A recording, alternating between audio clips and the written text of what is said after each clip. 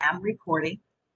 And again, what we're going to be doing today is reviewing how to solve an inequality, okay, with just one inequality, and then we'll talk about solving systems of inequalities.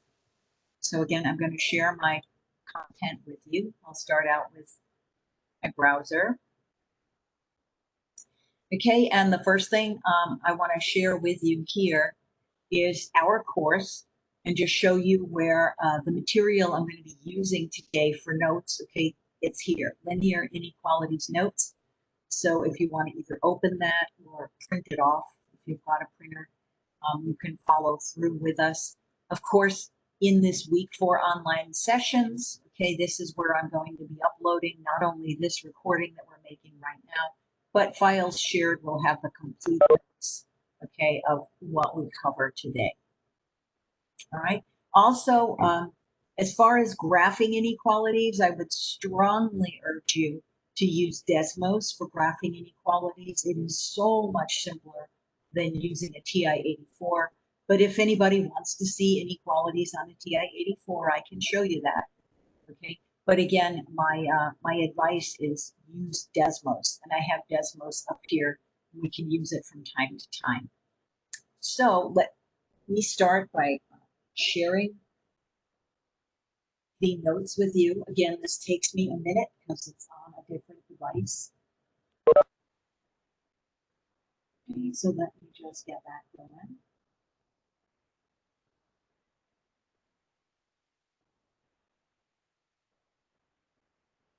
Right, and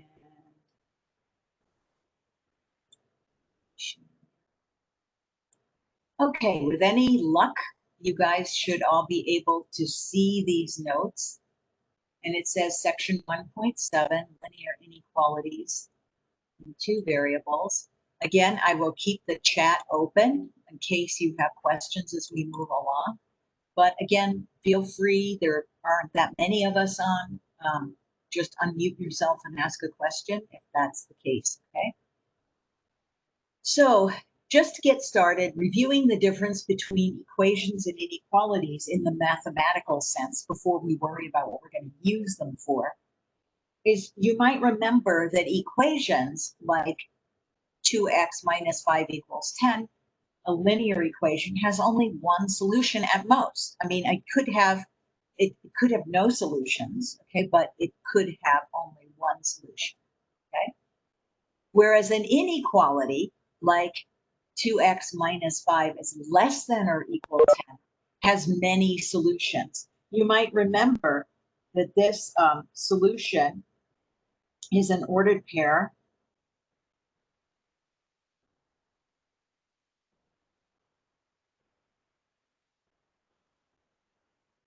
on the line, right? And this is a half plane. Okay, so that's why you've got many solutions, okay? So what we're going to be talking about today is, first of all, graphing a linear inequality, okay, a single one, all right? So, well, again, this one with just x in it, let me not overstate the case. This is part of a number line, because this only has x in it. All right, so we're not to half planes yet. We need a second variable in order to get a half plane. All right, so you might remember that here you've got a single ordered pair for an equation, and here you've got a shaded in part of a whole number line, okay? So if we're talking about a 2 variable inequality, okay, you might remember that here, if you have 2x minus y equals 10, you basically have a line on a plane. Okay, you've got a line on a plane, okay? And here is where you wind up with not just a line, but a half plane. Okay, so if you want to think about it, even though your line has an infinite number of points on it, okay, your inequality will have an infinite number of points on it, but you can think of them as being more spread out across the half plane. I know it's difficult to think of different types of infinity, okay, because most people think of infinity as just, more than I could ever count, okay, but there are really different densities of infinity, okay?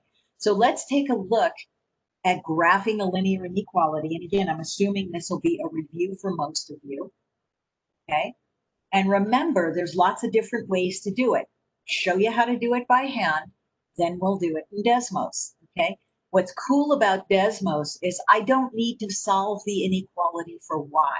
If I'm going to graph an inequality on a TI-84, you might remember you've got that y equals section.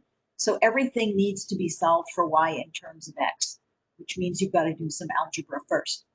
Not so with Desmos, okay? With Desmos, I can type in exactly what I'm seeing here, okay? And that's really wonderful, okay? So again, let me show you the by hand point way to do this, okay? It's a two-stepper. Okay, first you graph the boundary line.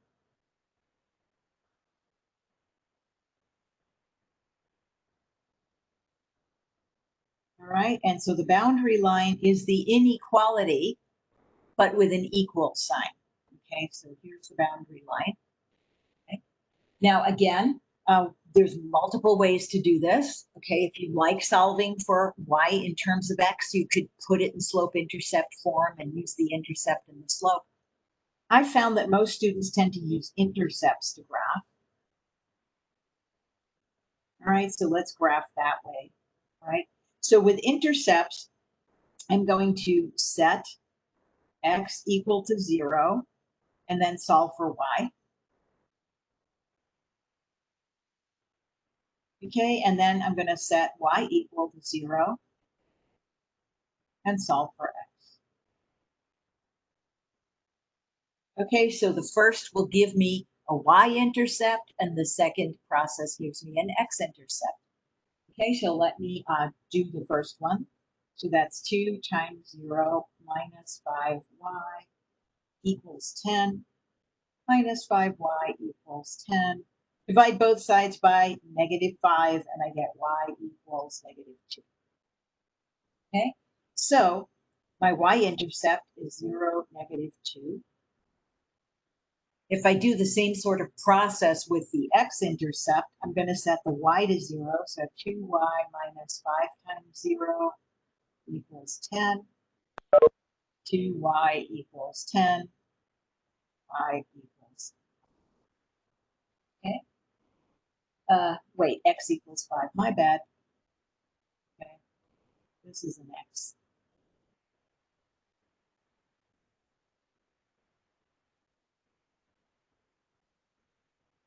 Okay, so that intercept is 5, 0. Okay, so it's important to keep track of what variable you're solving for. Okay, in the first case, I set x to 0 and solve for y. Here I set y to 0 and solve for x. Okay, now I'm just going to graph this boundary line. And the one thing you might remember is if your inequality contains an equal sign, okay, the boundary line will be solid. Okay, if it's not an equal in there, if it was strictly less than, I would use a dashed boundary line. Okay, so let me see if I can draw some axes here. Okay, here's x, here's y, and let's put some arrows.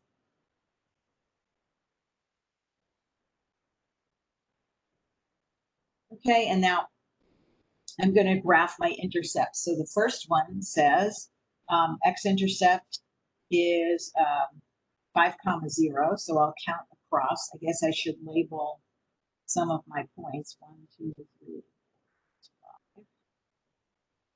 1, 2, 3, 4. Here's 5 here. 2, 5, and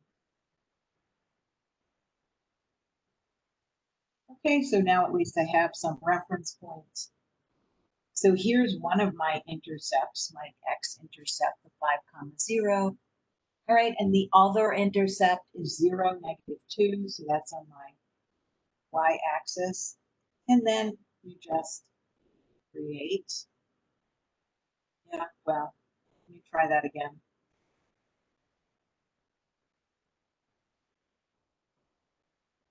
Better. Okay. So there's my boundary line. All right.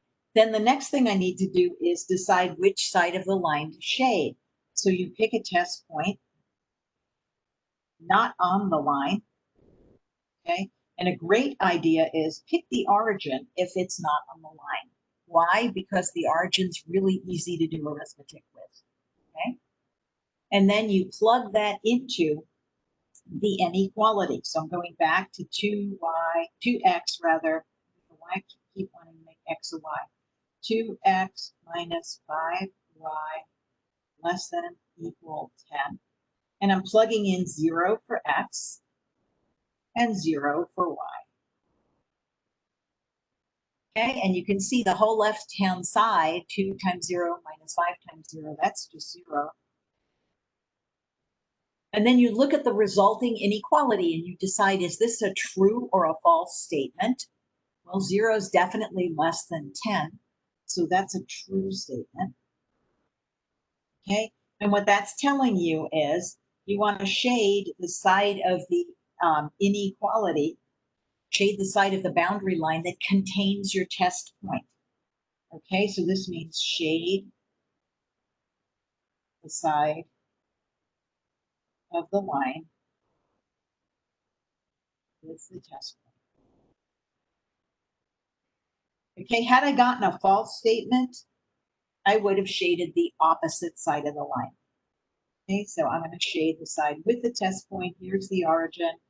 So this is the whole side I'm going to shade. Okay, so it's shaded above the line.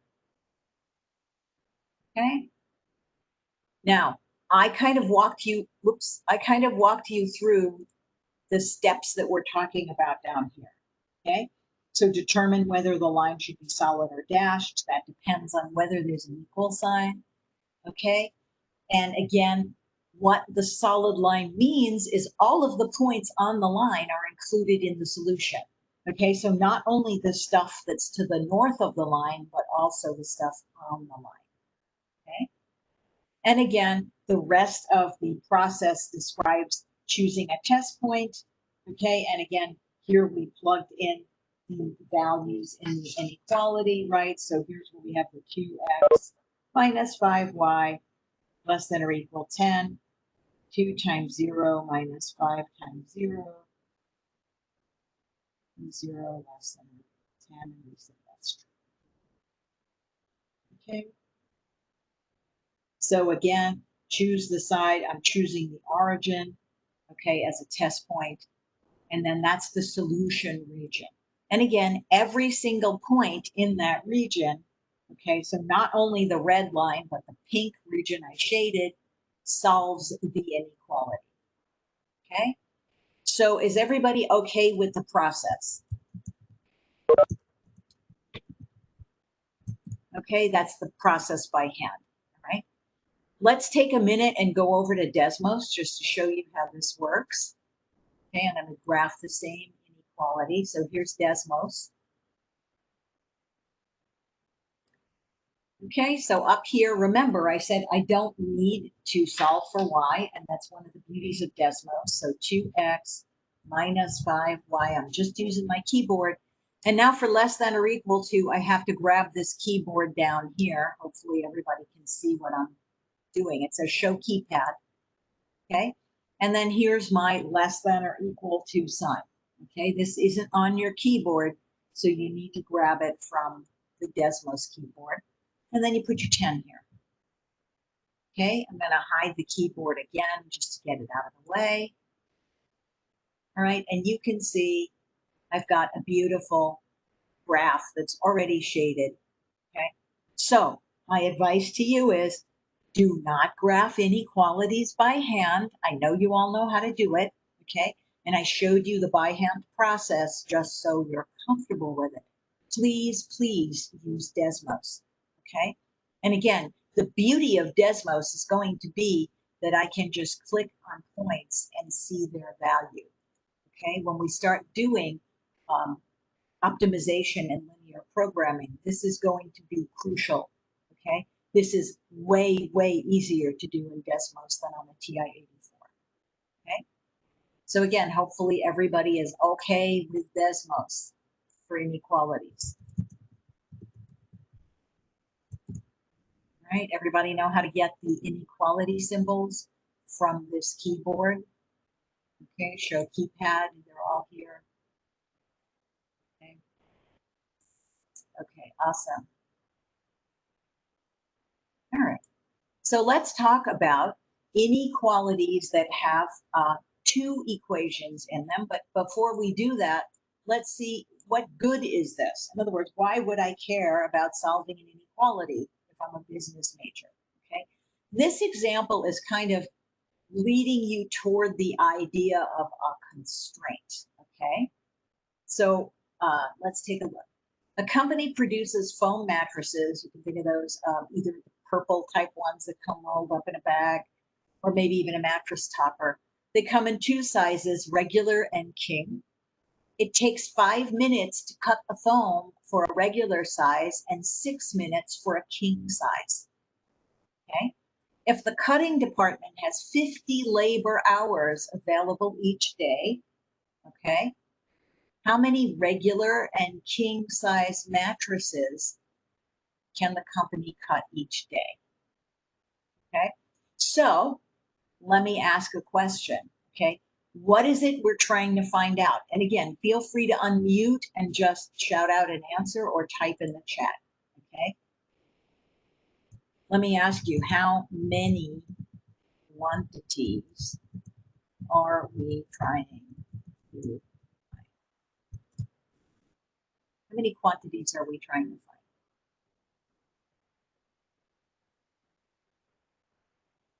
The amount of the two different amount of mattresses.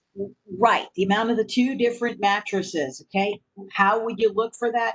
Usually this is near the end of this, you know, what we're talking about, okay? How many regular and king mattresses can we find, okay?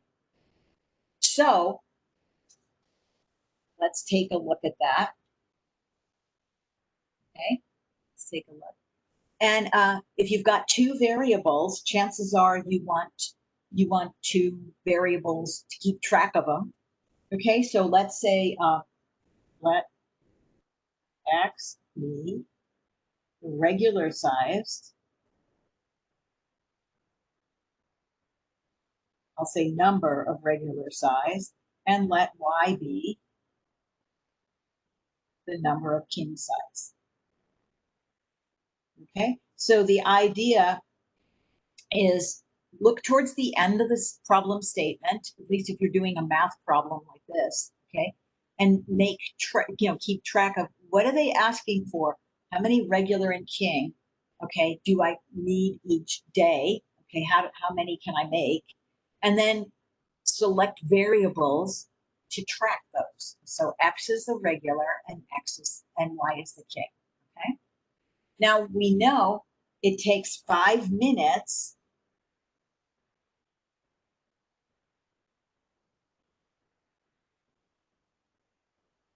okay, to cut the foam for a regular, and 6 minutes for a king, right? Okay, so what's an expression for all the number of minutes to cut all of the regular size mattresses? Okay, so I'm asking for an expression for the number of minutes to cut all the regular mattresses.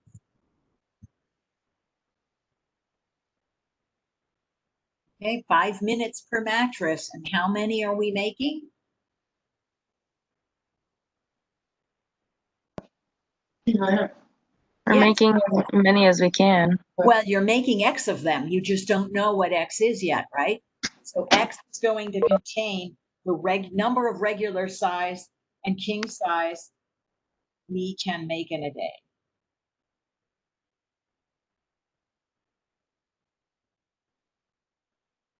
Okay, right? Makes sense, okay? Maybe we should be a little bit more precise about what the variables mean, okay? So I heard somebody shout it out a minute ago, okay? The number of minutes to cut all of the regular mattresses would be 5 minutes per mattress times X mattresses, right? So let's say X is 10, okay? 5 times 10 would be 50 minutes worth of cutting labor, yeah? Okay, how about kings? Okay, what's the number of minutes to cut all kings?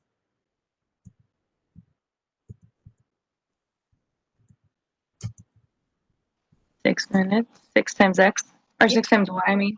Yeah, 6 times Y, right? So that would be 6Y. Okay, and again, what you have to keep track of here is Y doesn't have a value yet, but that's what Y means. Y is going to be the total number of kings that you can make in a day. Okay. Now we have a constraint on our labor hours. Okay, if you look at the problem, right, here's what we've gotten so far. We've gotten 5 minutes to cut foam for regular and 6 minutes for the king. That's how much. What's the maximum amount of labor we have? 3,000 minutes. Oh, okay. Somebody did some math. We have 50 labor hours. Okay. Now, again, the total is in hours. So you want to convert that to minutes because you always want your units to be the same in a problem. So here's what she did, 50 hours times 60 minutes per hour, right? Yeah. Right. And so basically, if you do that, you're going to get a total amount of minutes, right? So again, not trusting myself to do the math in my head while I'm talking and getting 3,000 just like you did, okay? So again, hours cancels out. 50 times 60 is 3,000 minutes. Okay, so you've got a total there. Now, let me ask you a question that might not seem obvious.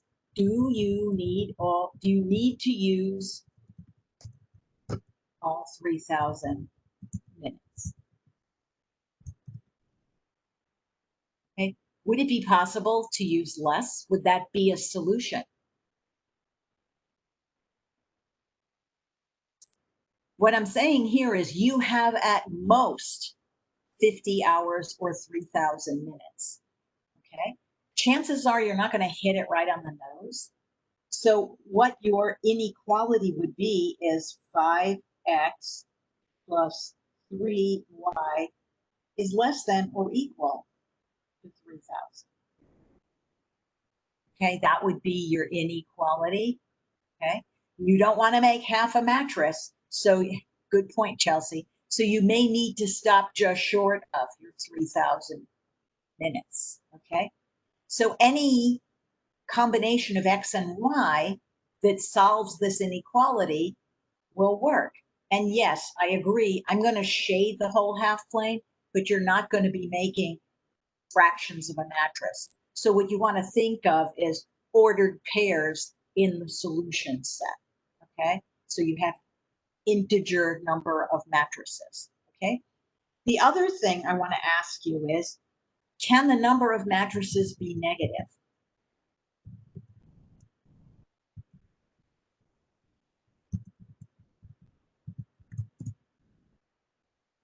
Can you make No.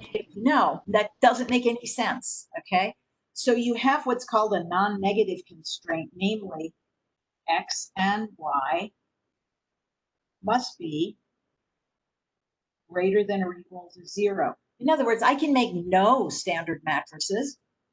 That's certainly okay, but I can't make -5 of them, right? So this is called a non-negative constraint, and it's usually true when you have applied problems with inequalities, okay? So let's take a look at what we have, okay? Again, I'm going to graph this on Desmos because I'm not going to mess around with,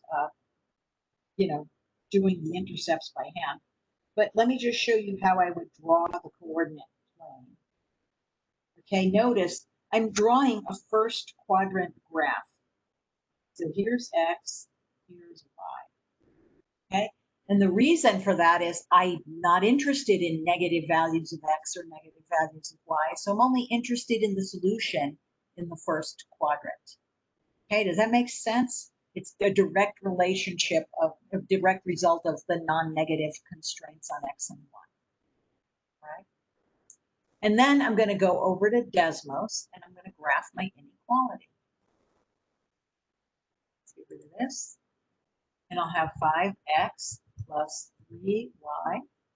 Okay, and again, I'm going to pull up less than or equal, put 3,000 here. Okay, and again, you might realize, gee, the whole plane looks shaded. That's because you're hugging the origin here. You probably want to zoom out. Okay, and then you can see, oh yeah, okay, I'm going to cross the y-axis at 100. Okay, so I'll put that up here. Just so you know, you put 300, not 3,000. Oh, my bad. No problem. Thank you. I appreciate it. That means I got to zoom out some more. And I cross at 1,000 and 500, at 600 over here. Okay. See how easy it is to find these intercepts, okay, using Desmos. Okay. So I'm going to make a note of those, and then I'll go back to my graph in my notes, okay, and put them in there. Okay, so over here, I'm trying to scale this a little bit. So 1, 2, 3, 4, 5, 6, 7, 8, 10. We'll call this 1,000. Right? And 1, 2, 3, 4, 6, here's 600. Okay, remember it's your graph. You can scale it any way you want. Okay, it's helpful if you scale it the same way, okay, on both axes. That makes it look not distorted. Okay, so there's a boundary line, okay? And again, bopping back to Desmos, you can see I shaded just that part of the boundary line. Again, this is showing me the entire plane. You also have this little wrench tool up here that will let you manually control the window. So let's see on X, let's say I wanted to start at -5 and then go all the way over to my X value, which is whatever it is, 2,000. Okay, I might not want to go over to 2,000. Maybe I only want to go to 750. Okay, and then I can change my y-axis manually to be, say, -5. That just lets me see the axis, and I can go up as high as, say, 1,200. Okay, and now I have something that looks interesting. Okay, again, I can see, I can always move this, but I can see exactly what I'm interested in. Everybody all right with how to handle this in Desmos? Again, I like zooming in and zooming out, so I will probably use those the most often. It kind of gives you some of the pinch and zoom functionality of a phone, which is nice. Okay. So that said, you can see I'm going to shade below this line here. And as I mentioned to you, we're probably, even though I shaded everything, you're actually going to wind up with something more like this. You're going to wind up with, ordered pairs here. Because I think it was Chelsea made the comment, you're not going to make part of a mattress. You're going to make whole number mattresses. And that's true. Okay. So is everybody comfortable? Okay. So if you're basically asking yourself, what values of X and Y work? Well, anything that's on the line, okay? So remember, these are in hundreds, okay? So this would be 400, okay? And this would be 1, 2, 3, 300. So a possibility would be 400 standard. And 100. Okay. Or regular. I think they're calling them regular, not standard. Okay. So basically, that's this point right here on the line. Okay. But I could have picked this point over here. Okay. And if you look at that, that's 100, 500. Okay. Or 100, 500. Also works. Okay. Is everybody all right with that as a solution? Do you understand the solution set? Okay. So any of the things I circled, okay, as well as any of the stuff in here on the line would work. Okay. So that's kind of an applied version of it. And it kind of leads you into the idea of a constraint. So let's talk then about solving a system of inequalities. Okay. Let's take a look at that next. Okay. And again, you basically do the same thing that you would do with solving systems of equations. If you remember, with a system of equations, you could wind up with one solution, which is where the two lines cross, or you could wind up with an infinite number of solutions if the lines are on top of each other, or no solutions if the lines are parallel. Okay, with inequalities, okay, you're going to basically wind up with all of the points that make all the inequalities true at the same time. Okay, now the final result, again, isn't a point or a line usually, it's part of a plane. If you've got a pair of inequalities, usually you get a quarter plane. Okay, so the solution is, they say, slightly different. Okay, so I'm going to put in here usually a quarter plane.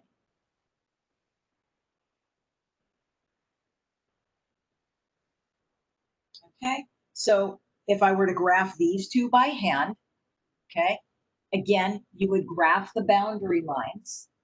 Okay, so if you're going to do it by hand,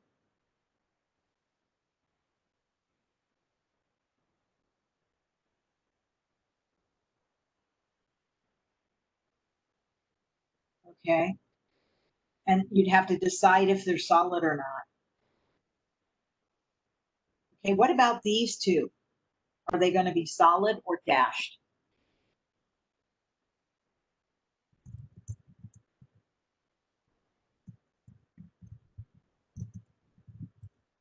Okay, solid or dashed boundary lines here. Okay, look at these two. What do you think? Solid. Solid, yeah. They have equal signs, right? And again, remember, you can graph them any way you want. Again, if I'm doing this, I'm just going to put my axes in here. And I think I'm going to leverage Desmos to help me out. Okay. And again, what I'm going to show you here is how to use Desmos to answer a homework problem, right? Where they give you a grid, okay? But again, you're not going to mess around doing the intercepts or all that stuff by yourself, okay? So let's go over to Desmos and clear this. And again, I'm just going to kind of try to reset my, let's zoom in.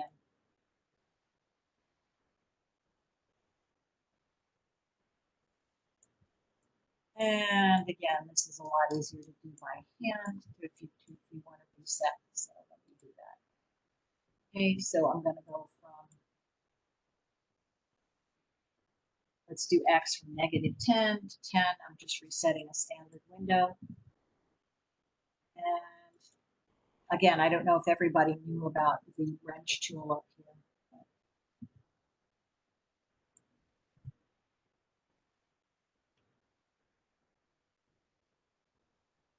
Okay, and that should give me a standard window again.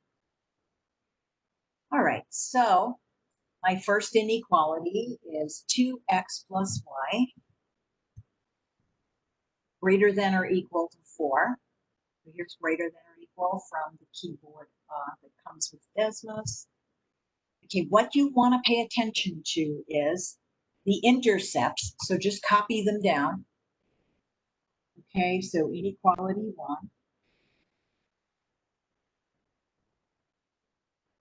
Right, has an intercept of 0, 4, and another intercept of 2, 0. And I want to shade above.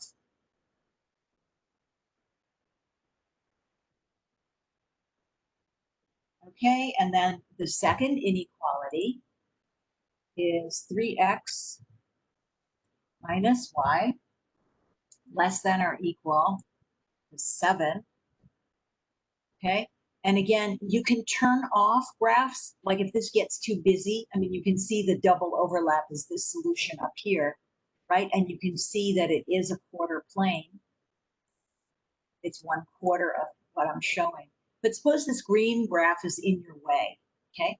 Just go up here and click the colored circle to turn it off, okay? And that kind of eliminates that from the display. So you can focus on this, okay?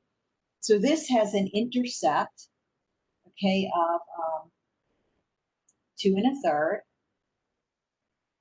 inequality 2, which is 3x minus y less than or equal to 7. So that has 2 1/3, 0. And the other one is 0, -7. And I am shading above that as well. Okay, so basically that's to the left. Okay, everybody all right with that part? Then I'm going to go back to my notes and copy this information into my notes. Okay, I've written it down so I don't lose it. Okay. So first I'm going to do the first one. And this is, I mean, if you're doing it on paper, by all means, use different colors or something to keep track of what you're doing. Let me just put some markings on the graph.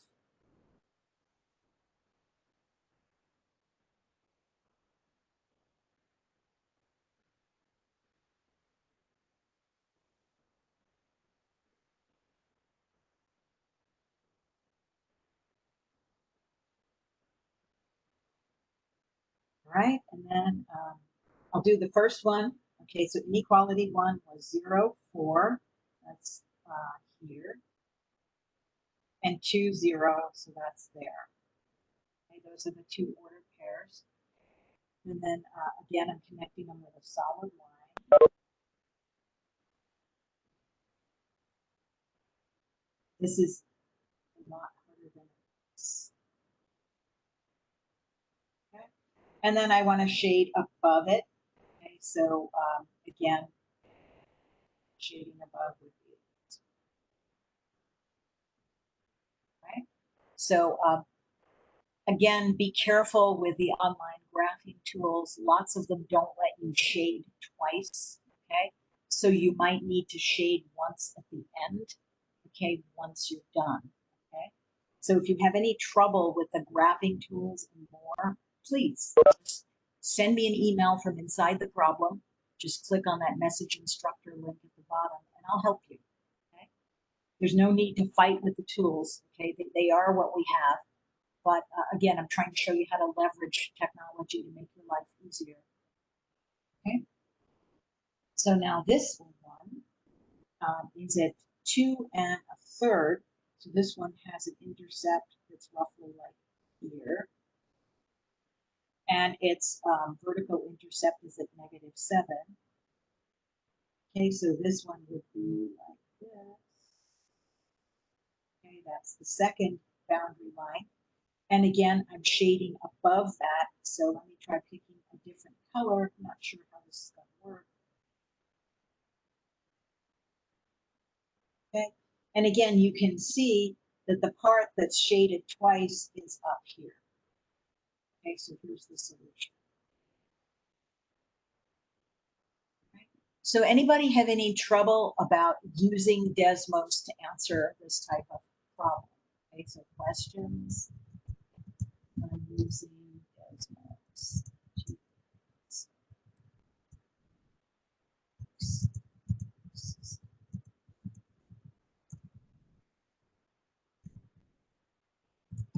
Okay, any questions in using Desmos to do this? I know I did the first one by hand, okay? And the directions here will show you how to do it by hand. Determine where the shading, overlap, okay? And all points of the region that you determine where the overlap is. So in this example, the overlap is at the top quarter plane.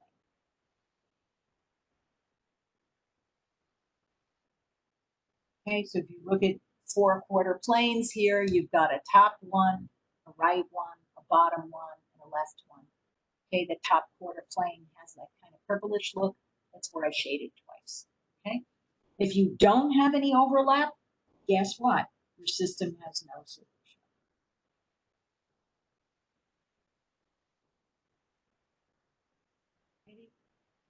So much for that, so good.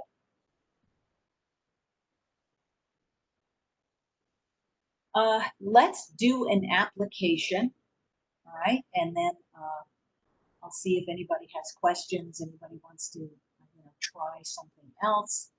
Let's take a look at this one. Again, I'm trying to set you up for being able to deconstruct the word problems because believe it or not, in this course, a lot of stuff comes at you in word problems. Okay, so we'll spend a lot of time trying to do this. Okay, so here we are, we're a farmer, and make no mistake, farming is a business. Okay, there are always folks who have subsistence farms, but most farmers do sell their produce. Okay, so a farmer can buy 2 types of plant food, mix A and mix B. Each cubic yard of mix A has 20 pounds of phosphoric acid, 30 pounds of nitrogen, excuse me, and 5 pounds of potash. If you've ever picked up a bag of fertilizer in like Lowe's or Home Depot, you'll see these 3 minerals on the front of the bag. Okay? Each cubic yard of B contains 10 pounds of phosphoric acid, 30 pounds of nitrogen, and 10 pounds of potash. The minimum monthly requirements for the plants, that means whatever crop the farmer is growing, are 460 pounds of phosphoric acid, 960 pounds of nitrogen, and 220 pounds of potash. Well, you should have gathered by now that there's 3 things we're keeping track of, right? Phosphoric acid, nitrogen, and potash. Okay. Here's the question. How much of each mix should the farmer buy? Okay, so I'm going to highlight the question. Okay. Now, my question to you is, and again, shout it out or answer in the chat, how many quantities are we looking for?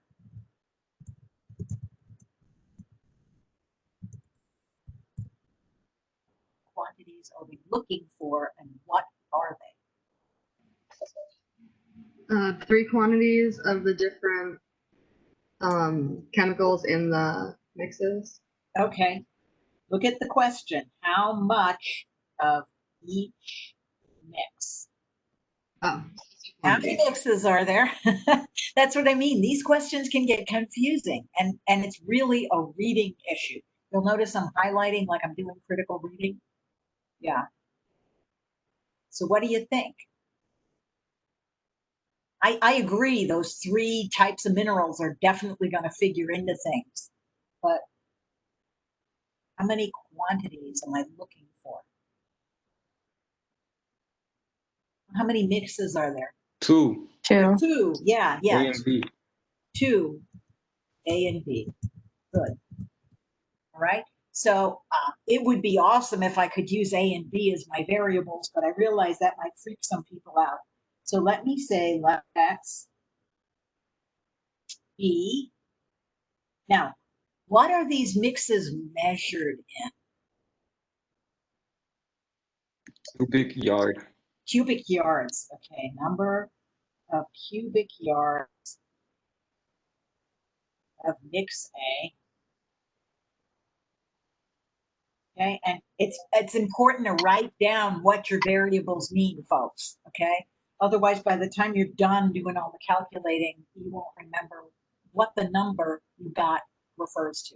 Okay, so do write them down. Let Y be the number of cubic yards of mix B. Okay, this is especially true if you're doing some kind of an optimization for a client, because the client isn't going to want to know. X is 5 and Y is 6. They're going to want to know how many cubic yards of this stuff should I buy. Okay, so you're going to have to interpret it in terms your client can understand. Okay, great. So we have variables. Here's where it might be useful to set up a table. Okay, so let's talk about mix A, mix B. Okay, and then we have, somebody pointed out earlier, we have 3 quantities: phosphoric acid, and I think the next one's nitrogen, and the last one is potash. Okay, so again, feel free to set up a table like this.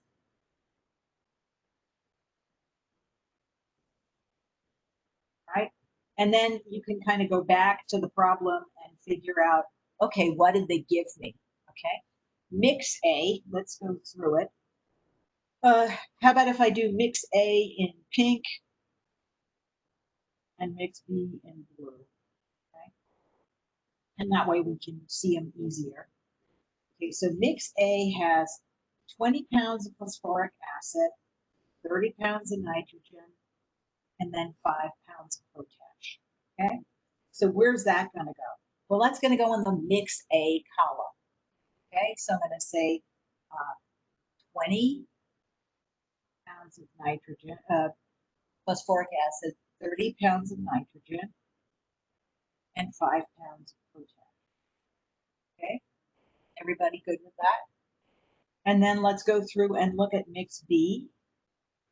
Okay, mix B has 10 pounds of phosphoric acid, 30 pounds of nitrogen, 10 pounds of potash. Okay, and that's going to go in the mix B column. So 10 phosphoric acid, 30 nitrogen, and 10 potash.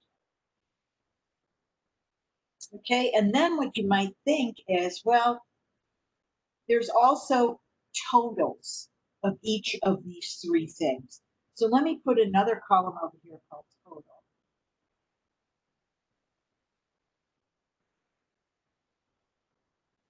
Right, there's the recommended allowance here. Okay. The monthly requirements for the plants are 460 pounds of phosphoric acid. Okay. Now, normally, if we're talking about requirements for the plants, they're talking about, and they said it here, minimum monthly requirements. Okay, so this is where you really have to be critical in your reading. Okay, so that means the minimum amount of potash, okay, the minimum amount of phosphoric acid and the minimum amount of nitrogen are the numbers that they give you in that sentence. Okay, so I have 460 for phosphoric acid, right? 960 for nitrogen, okay, and 220 for potash. Okay. So essentially what you've got in your table is you've got your inequalities. Okay. Now think about what you've got here.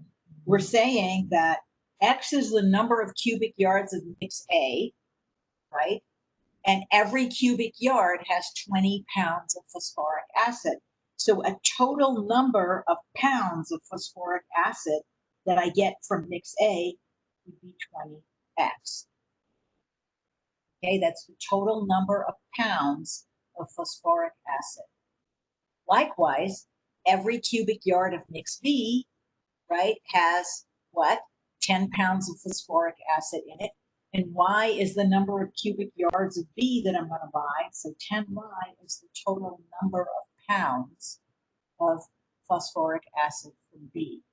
Okay, so here's what you're thinking. Okay, you've got to, again, pay attention to what the units are. Okay, does everybody understand why I put the variables in there?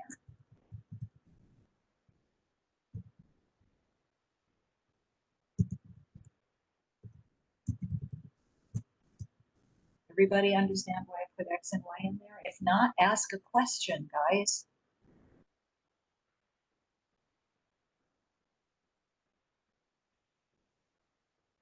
Yes, no, maybe? Okay, we got a yes. Let me just do it for the 20x.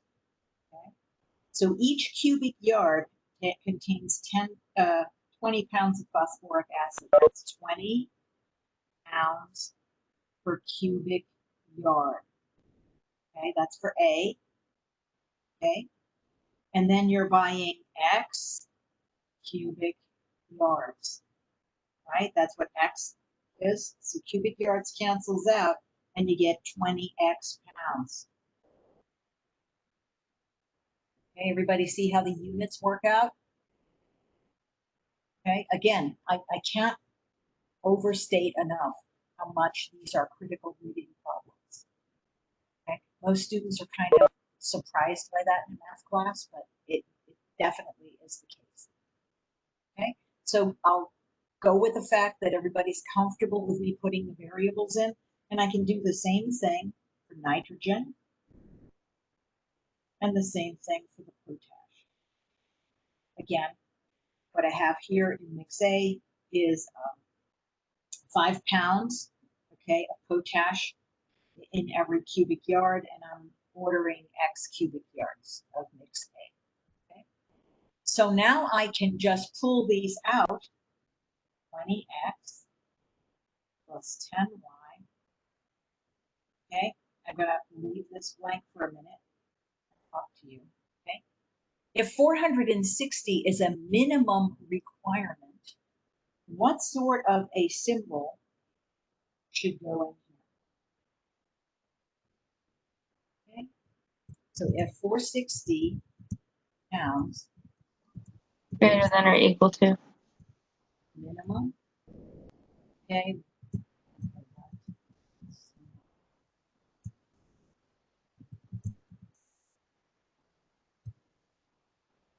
Now, if I said greater than or equal to, okay, I'm saying that, again, what I'm providing, okay, is at least that much. Okay, at least that much. That means 460 is on the small side. Okay. If 460 was the maximum, I'd flip the inequality around. Okay, this is critical because if you put the inequalities in the wrong way, it's not going to work. Okay. Here's the second inequality, because again, all of these are minimum requirements. They're all minimums, right? 5x plus 10y. Right? So there's our inequalities. And notice, if you use a table to set it up, it's real easy to just copy the rows in the tables out as your inequalities. Okay? Then it's a matter of simply going back to Desmos to graph it. I'm going to just set up my grid so I'm ready to graph when I come back.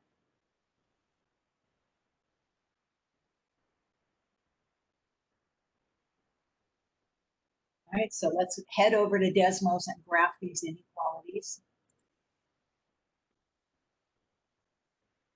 Okay, the first one is phosphoric acid, so that's 20x plus 10y, and I'm going to use greater than or equal from here, and that was 460. Okay, and again, I can zoom out so I can see everything. Okay, and then the second inequality I'm going to drag it so I'm only looking at a first quadrant graph.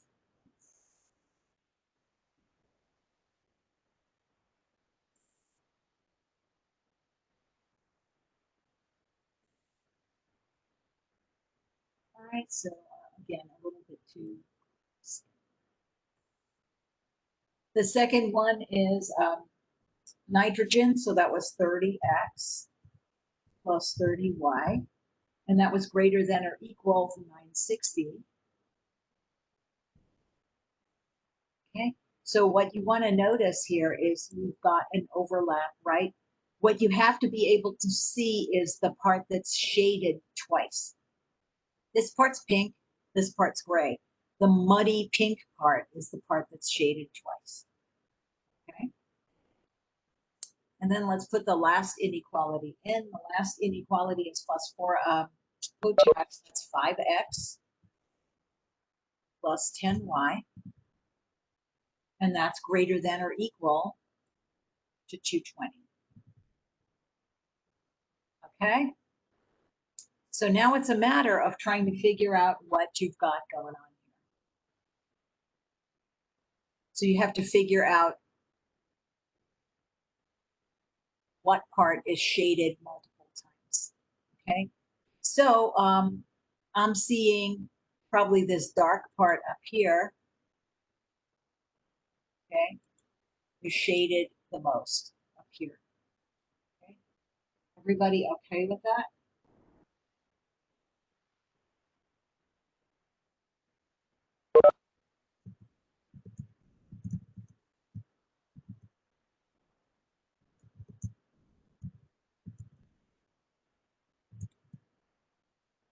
Okay, can you see the part shaded 3 times? Okay. Now, again, if you want to reproduce this in a graph, okay, what you want to do is you want to copy the intercepts. Okay, so copy the intercepts, and I'll see if I can write them down.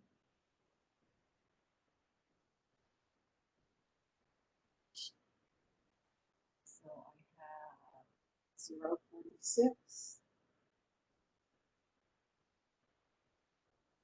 Okay, and then I have 0.32. And the last one is 0.20.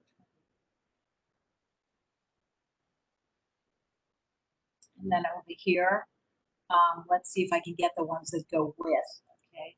So with the black line, I have 30. And with the red line, I have 32.0. Okay, and with the blue line, I have 44.0. Okay, and then you can see I'm shading above all of that. Okay, so essentially what you've got here is an unbounded solution, although in reality you probably can overdose your plants with too much. Okay, but any point that's in here, okay, as well as on this boundary line, would be a potential solution.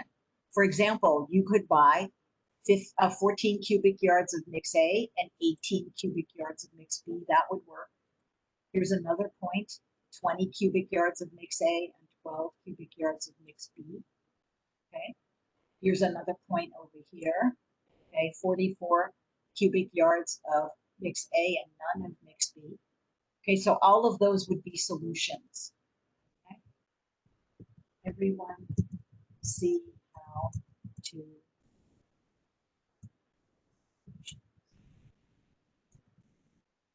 Okay, as well as anything up here. Good with that?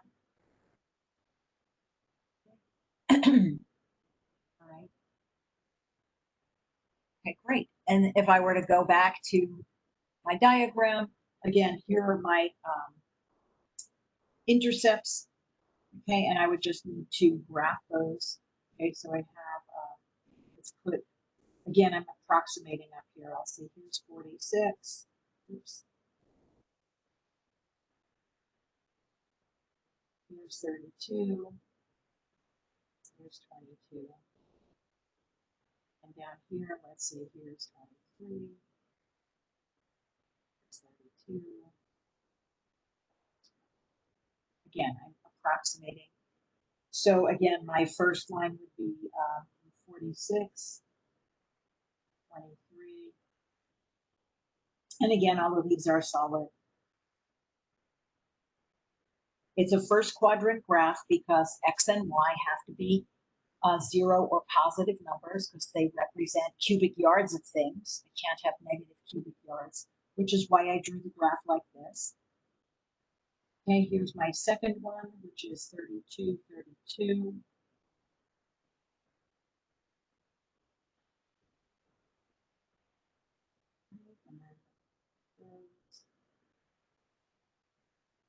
And the last one is from 22 to 44.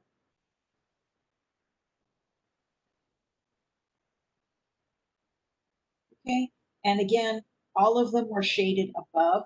So the part that's all shaded for all of them is up, as well as the lines. Again, let me see if I can kind of trace the boundary line here.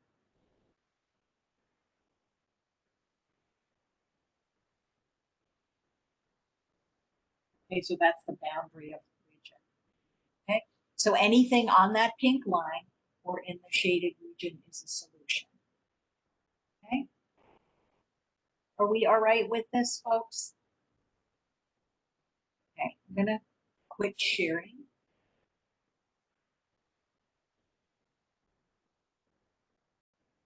Go back to the meeting and ask any questions on any of this.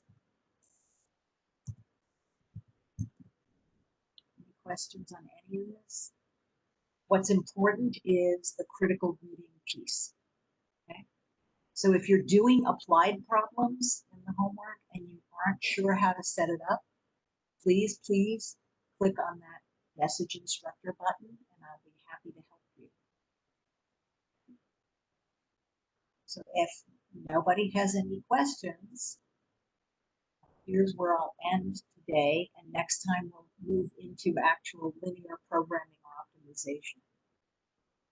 Okay, so if you have nothing else, questions, feel free to drop off the call when you're ready. I'll see you on Thursday. All right, Thank see you you. Okay.